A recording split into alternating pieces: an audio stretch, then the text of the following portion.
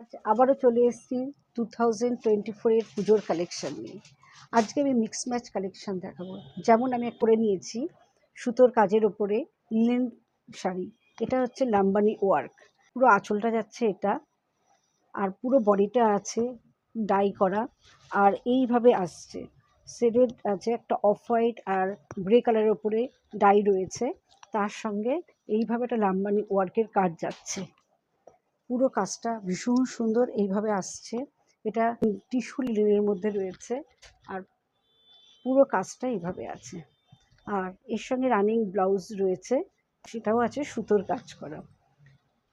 আচ্ছা, এর কালেকশনগুলো দেখাবো, একটু দেখুন।